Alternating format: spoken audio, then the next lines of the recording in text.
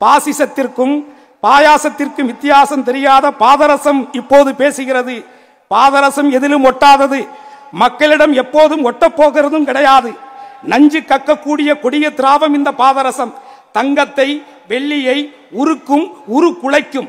நல்லா இருக்கின்ற நாட்டை உருகுலைக்க இது போன்ற பாதரசங்களை பாசிசங்கள் தான் உருவாக்குகிறது. அந்த பாசிசங்கள் தான் இந்த பாதரசுகளுக்கு பாதுகாப்பு கொடுக்கிறது என்பதை நீங்கள் அத்தனை பேரும் உணர வேண்டும். மதிப்பிற்கும் மரியாதைக்கும் உரிய ஒட்டுமொத்த தமிழ் உள்ளங்களினுடைய நெஞ்சிலே குடிகொண்டிருக்கக்கூடிய தமிழகத்தினுடைய முதலமைச்சரும் அனைவருடைய அன்புக்கு பாத்திரமான அருமை அண்ணன் மாண்புமிகு தமிழக முதல்வர் அவர்களுடைய 72வது பிறந்த நாள் விழாவிலே இப்பேற்பட்ட ஒரு அற்புதமான மக்கள் வெள்ளத்திலே பெரிய மதிப்பிற்குரிய ஜாம்பவான்களும் மிகச்சிறந்த மக்கள் போராளிகளும் அமர்ந்திருக்கக்கூடிய இந்த மேடையிலே அவர்களில் நானும் ஒருவனாக மேடையில் நிற்பதையே நான் மிகப்பெரிய பாக்கியமாகவும் பெருமையாகவும் கருதுகிறேன். தேசிய வாழ்வே தெய்வீக வாழ்வு என்று வாழ்ந்து தன் வாழ்க்கையில் 10 வருடங்களை இந்த தேசத்தினுடைய நலனுக்காகவும் தேசத்தினுடைய விடுதலைக்காகவுமே தன்னை அர்ப்பணித்து கொண்டு மறைந்தும் இன்றைக்கு கோடான கோடி மக்களுடைய உள்ளங்களிலே வாழ்ந்து கொண்டிருக்கக்கூடிய என் தெய்வ திருமகன் பசும்பொன் முத்துராமலிங்க தேவருடைய ஆசீர்வாதம் மாண்புமிகு முதல்வருக்கு கிடைக்கும் என்ற நம்பிக்கையோடும் அன்றைக்கே 75 ஆண்டுகளுக்கு முன்பாகவே அவர் சொன்னார், மங்கை சூதகமானால் கங்கையிலே மூழ்கலாம், கங்கையே சூதகமானால் எங்கே மூழ்குவது என்று கேட்டார். அதுதான் இன்றைக்கும் மத்தியிலே ஆட்சி செய்து கொண்டிருக்கக்கூடிய ஒன்றிய அரசினுடைய செயல்பாடாக இருக்கிறது என்பதை ஒட்டுமொத்த உலகமும் இன்றைக்கு கண்கூட பார்த்து கொண்டிருக்கிறோம். ஒட்டுமொத்தமாக இந்த தமிழ் தேசத்திலே மட்டுமல்லாது மத்தியிலே கூட்டாட்சி, மாநிலத்திலே சுயாட்சி என்கின்ற ஜனநாயக தத்துவத்துக்கு எதிராக இன்றைக்கு மத்தியிலே ஆட்சி செய்து கொண்டிருக்கக்கூடிய அந்த பாசிச அரசு தமிழக மக்களிடத்திலிருந்து பெறக்கூடிய வரிப்பணங்களை மக்களுடைய நலத்திட்டங்களுக்கு திருப்பி கேட்டால் இது என்னுடைய பணமா உன்னுடைய பணமா என்ற அதேச்ச அதிகாரத்திலே வார்த்தைகளை பேசிக்கொண்டு மக்கள் வரிப்பணங்களை பெற்று ஆட்சி செய்கின்ற அந்த அரசு மக்களுடைய நலத்திட்டங்களுக்கான அந்த பணத்தை கொடுப்பதற்கு மறுக்கிறது.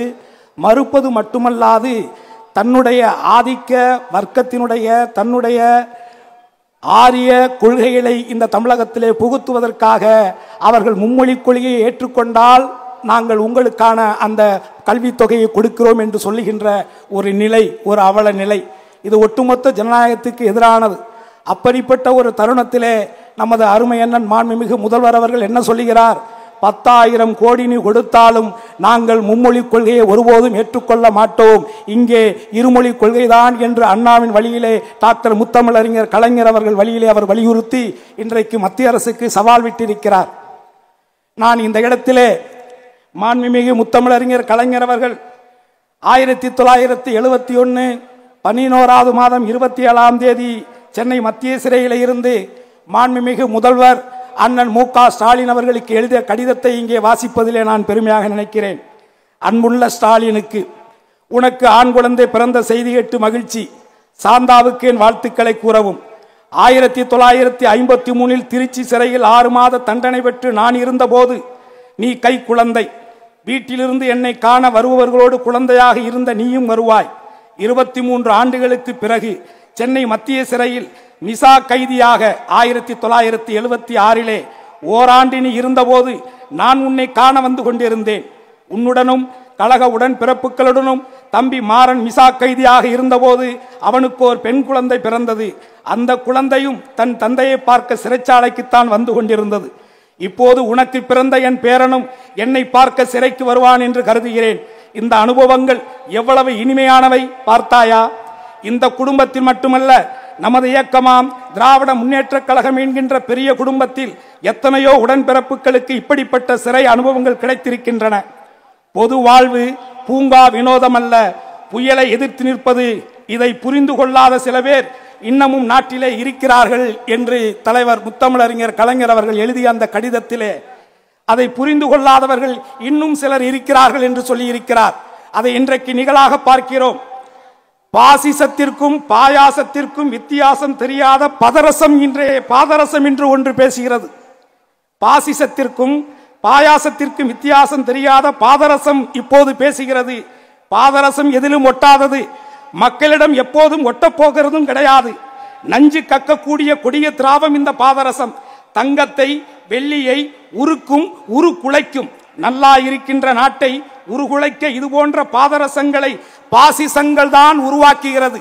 அந்த பாசிசங்கள் தான் இந்த பாதரசுகளுக்கு பாதுகாப்பு கொடுக்கிறது என்பதை நீங்கள் அத்தனை பேரும் உணர வேண்டும். ஆகவே எத்தனை சவால்களை ஒன்றிய அரசு செய்தாலும் மக்களுடைய நலத்திட்டங்கள் மீது நம்பிக்கையும் மற்றாத பாசமும் கொண்ட மாண்புமிகு தமிழக முதல்வர் அவர்கள் நிச்சயமாக தமிழகத்தையும் தமிழக மக்களையும் நிச்சயமாக நல்ல வழியிலே வழிநடத்தி செல்வார் என்பதிலே எங்களுக்கு அசைக்க முடியாத உறுதியான நம்பிக்கை இருக்கிறது. அதே தருணத்தில் மாண்புமிகு முதல்வர் அவர்களுக்கு நான் இந்த நேரத்திலே தென் மாவட்டத்தில் இருக்கக்கூடிய ஒட்டுமொத்த மக்களின் சார்பாக அலங்காநல்லூர் ஜல்லிக்கட்டிலே மிக பிரமாண்டமான 5000 பேர் அமரக்கூடிய அந்த அரங்கத்தை உருவாக்கி கொடுத்தமைக்காக உலகத்தில் இருக்கக்கூடிய அத்தனை தமிழர்களின் அன்போடு பாசத்தோடு அவருக்கு நன்றிகளை தெரிவித்துக் கொள்வதோடு மட்டுமல்லாது என் தெய்வ திருமகனார் தேசியமும் தெய்வீகமும் இரு கண்கள் என்று வாழ்ந்தார். இன்றைக்கு அதே வழியிலே மாண்புமிகு தமிழக முதல்வர் அவர்கள் கல்வியும் மருத்துவமும் 1000 மருத்துவங்களை அமைத்து கல்வியும் மருத்துவமும் தனது இரு கண்கள் என்று அவர் வாழ்ந்து கொண்டு நல்லாட்சி நடத்தி கொண்டிருக்கக்கூடிய இந்த தருணத்திலே அவர் மேலும் மேலும் நன்றாக உடல்நலத்தோடு இருந்து ஒட்டுமொத்தமாக இந்த தமிழக மக்களையும் தமிழர்களையும் தமிழ் மொழியையும் தமிழ் மண்ணையும் தமிழ் தேசத்தையும் காக்க வேண்டும். அவருடைய ஆயுள் காலங்களை இறைவன் நீடூடி கொடுக்க வேண்டும். எல்லாமல்ல இறைவன் அவருடைய எல்லா நிலைகளுக்கும் எல்லா உறுதிகளுக்கும் எல்லா நிலைப்பாடுகளுக்கும் உறுதியாக இருக்க வேண்டும் என்று உங்கள் அத்தனை பேர் சார்பாகவும் என் சார்பாகவும் நான் சார்ந்த என் முக்குளத்தோர் புலிப்படை சார்பாகவும் வாழ்க பல்லாண்டு என வாழ்த்தி விடைபெறுகிறேன். நன்றி, வணக்கம்.